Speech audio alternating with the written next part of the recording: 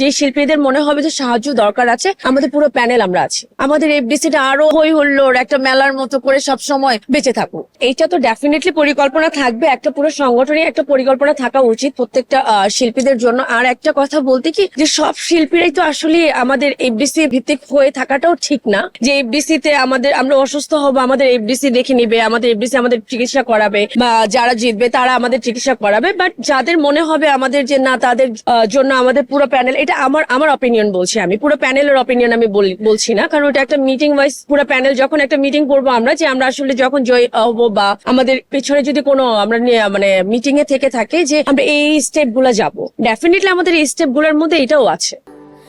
Sandalina so, রূপচর্চায় আভিজাত্য।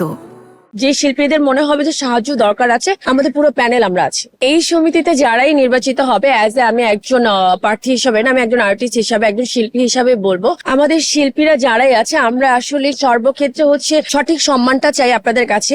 আমি কিন্তু যৌথ প্রযোজনায় কাজ করেছি, বাট আমার কাছে মনে হয় আমাদের যৌথ প্রযোজনায় কাজ করার পাশাপাশি আমাদের এফডিসি ভিত্তিক যারা হিরো হিরোইন আছেন, তারপর হচ্ছে আমাদের যারা আর্টিস্টরা আছেন, যারা কাজ করছেন, তাদের সবাইকে নিয়ে কাজ করা উচিত। আমাদের এফডিসিটা আরো এখনো হই হুল্লোড় একটা মেলার মতো করে সব সময় বেঁচে থাকুক। এইটা আসলে কি বলবো, সেটা হচ্ছে যে আমি তো রাজনীতিতে নেই, এটা আমার ক্ষেত্রে মোটেও একটা রাজনীতি ব্যাপার আমি ফিল করি না। আমার কাছে মনে হচ্ছে এইটা পুরোটাই হচ্ছে আমাদের যেমন বলে না সমাজ কল্যাণ, যেটা হচ্ছে ক্যামেরার বাইরে করে থাকি, এফডিসি তে সবার হয়তো বা করে ওঠা হয় না। সেটা আমি যদি আমার শিল্পীদের জন্য করতে পারি, সেটা কেন না? তার জন্য যে আমার মিডিয়া যে আমার যে একটা লাইক প্রফেশনাল যে ইমেজ একটা আছে, সেটা নষ্ট হয়ে যাওয়ার তো কিছু নেই। এটাও একটা মিডিয়া অফ পার্ট আমি মনে করি। আমি কিন্তু বরাবরই একটা কথাই সবসময় বলে থাকি, এটা আমার, আপনারা বলতে পারবেন যে সবসময় এই হিরোইনটা কেন একই কথা বলে, সেটা হচ্ছে আমার কাজের ব্যাপারে আমি কখনোই আগে কিছুই বলি না। ফার্স্ট অফ অল আমি সাইন করার পরেও বলি না, যখন আমার গান